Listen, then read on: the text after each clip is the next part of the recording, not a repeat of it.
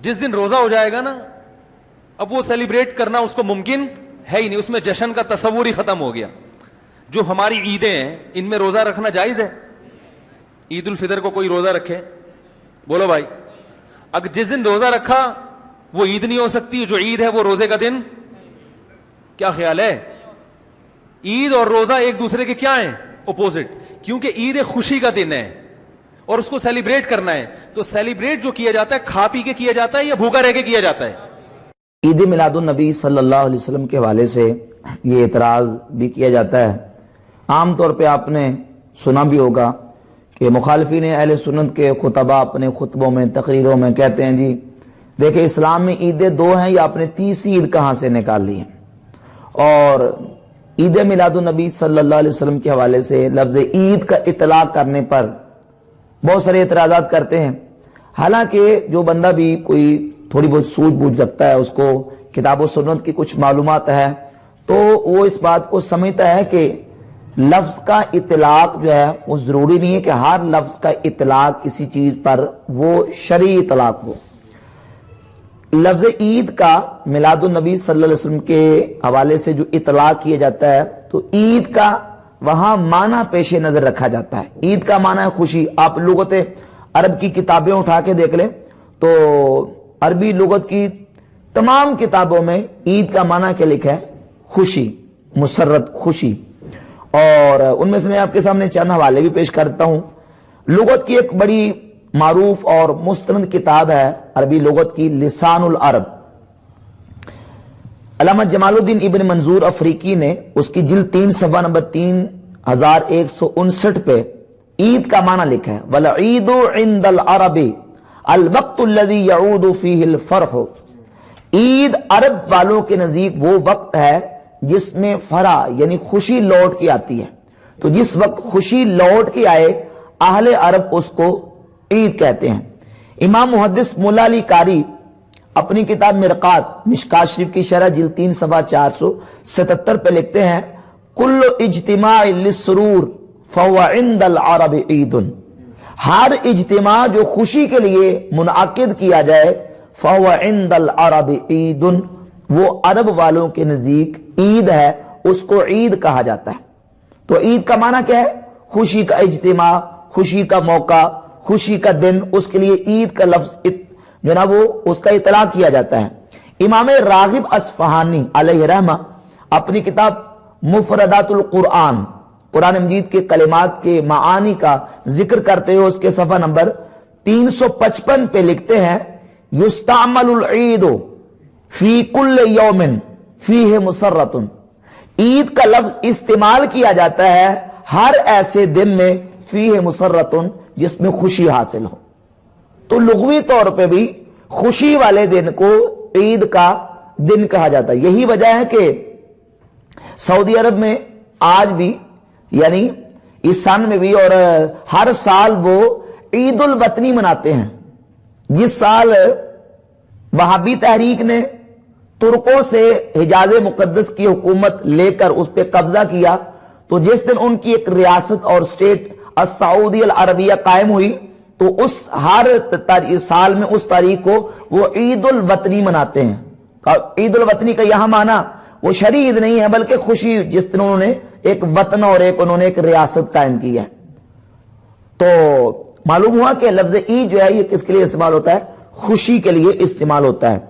قرآن مجید میں سورہ مائدہ کی آیت نمبر 114 میں اللہ رب العزت نے بنی اسرائیل کا وہ ذکر فرمایا. انہوں نے اللہ رب العزت کی بارگاہ میں دعا کی اللہم ربنا انزل علینا مائدۃ من السماء، یا اللہ ہم پر آسمانوں سے مائدہ نازل فرما تکون لنا عیدا لاولنا وآخرنا.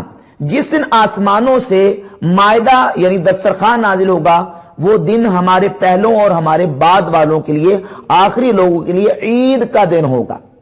کس دن؟ جب آسمان سے مائدہ نازل ہوگا. تو یہاں بھی لفظ عید جو ہے وہ خوشی کے معنی میں مستعمل ہے. تو اسی آیت سے اگر استدلال کیا جائے تو یہ بات واضح ہوتی ہے کہ جس دن آسمانوں سے دسترخوان مائدہ نازل ہو وہ دن عید کا دن بن سکتا ہے. تو جس دن سرکار دو عالم صلی اللہ علیہ وآلہ وسلم دنیا میں تشریف لائے ہیں وہ دن بھی اہل ایمان کے لیے عید یعنی خوشی کا دن ہے۔ اس کے علاوہ کتب احادیث کی طرف جب ہم دیکھتے ہیں تو احادیث طیبات میں بھی لفظ عید کا جو اطلاق ہے وہ مختلف خوشی کے مواقع پہ کیا گیا ہے۔ صحیح بخاری کی حدیث نمبر 45 ہے، سیدنا فاروق اعظم رضی اللہ تعالیٰ عنہ کے سامنے ایک یہودی آیا اور اس نے آ کے حضرت عمر سے کہا کہ یہ جو آیت ہے سورہ مائدہ کی الیوم اکملت لکم دینکم واتممت علیکم نعمتی ورضیت لکم الاسلام دینا، یہ آیت جس طرح مسلمانوں پہ نازل ہوئی ہے اگر ہم پہ یہ آیت نازل ہوئی ہوتی تو ہم اس دن کو عید کا دن بنا لیتے۔ تو حضرت عمر رضی اللہ تعالیٰ نے جواب دیا کہ ہم اس دن کی عزت مقام کو جانتے ہیں کہ یہ آیت جمعے کے دن عرفہ والے دن اللہ کے نبی علیہ الصلوۃ والسلام پہ نازل ہوئی۔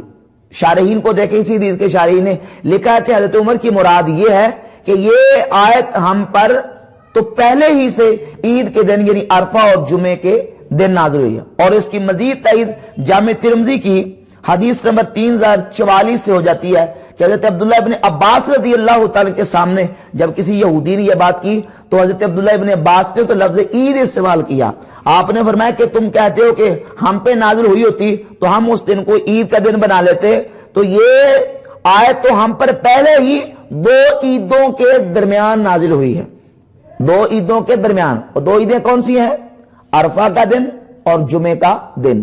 جمعے کے دن کو بھی نبی کریم علیہ السلام نے عید کا دن فرمایا اور عرفہ کے دن کو بھی حضور علیہ الصلوۃ والسلام نے عید کا دن حضور علیہ الصلوۃ والسلام نے اس کو کہا ہے۔